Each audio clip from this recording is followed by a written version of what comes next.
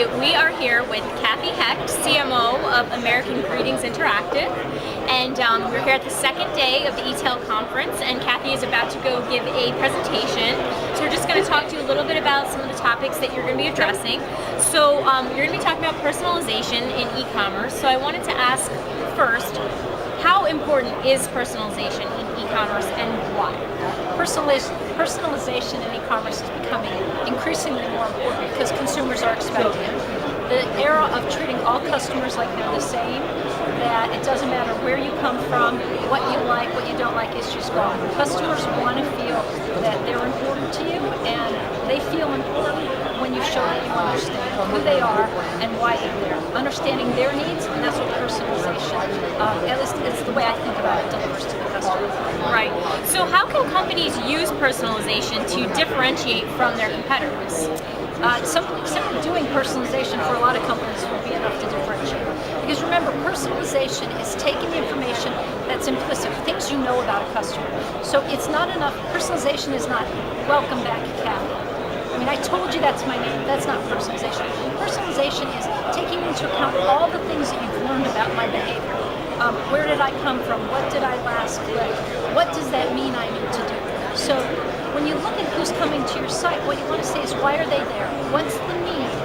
And how can I better deliver and put in front of them that which is relevant content on a very personal basis? There are lots of sites that don't do that. And what I'll also caveat that with is that it's incredibly difficult unless you've got a lot of field research to understand who is personalizing and who isn't. So for example, if you go out on a website and you get a web experience, it's really hard to go out and say, okay, let me pretend that I'm somebody else to figure out what your competition is doing. So it's a very difficult thing to kind of measure and monitor.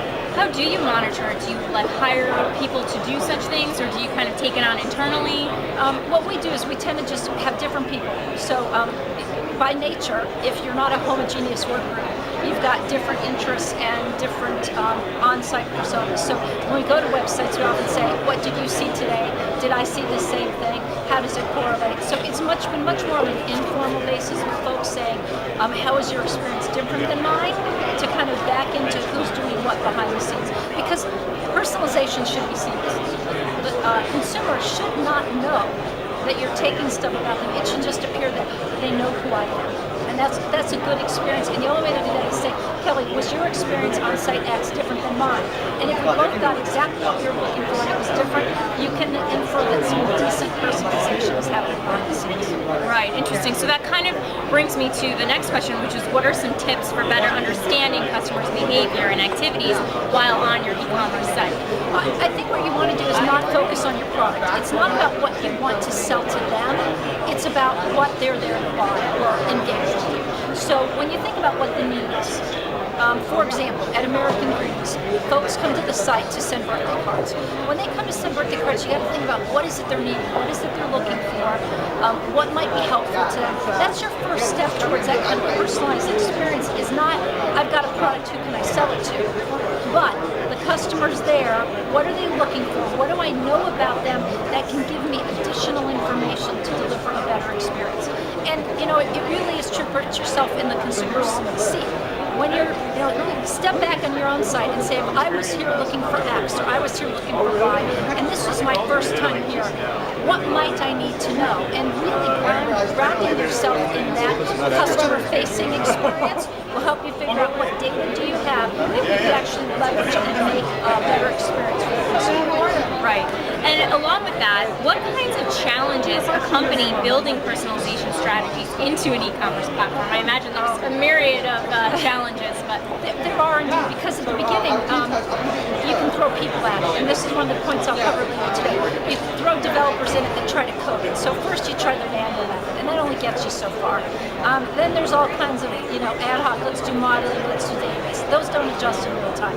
What you really have to do is find a technology partner, because personalization, as Mayer said yesterday in his speech, personalization is really enabled by technology. Because when you have hundreds, thousands of segments, which are getting closer to a one-to-one experience, you can't do that with an Excel spreadsheet in the back and having people code. So you really have to find a technology partner that can both help you scale and help you adjust in real time.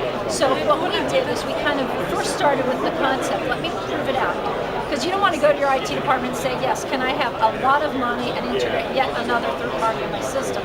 So we did the shortcut version. We did a couple of personalized tests. We limited the amount of data we were going to use and the customers we were going to try this on. And then when we saw positive results, we tested again. Then we got to the point where we said, okay, now that we know this works, we've got to find a way to scale it. And that is what allows it to be repeatable and an ongoing event. Because personalization is not something you do one day, one event, and then you wait, for the next big holiday and do it again. In practice, it should be an ongoing activity that you do all the time around your customers when they come to your website. Great. Well, I think that was a really informative piece there. I really am excited to hear your presentation, and I'll let you go get ready for it. Okay. And we'll check back in with Kathy right before you have to take off. Okay. All right. Thanks so much. Bye-bye.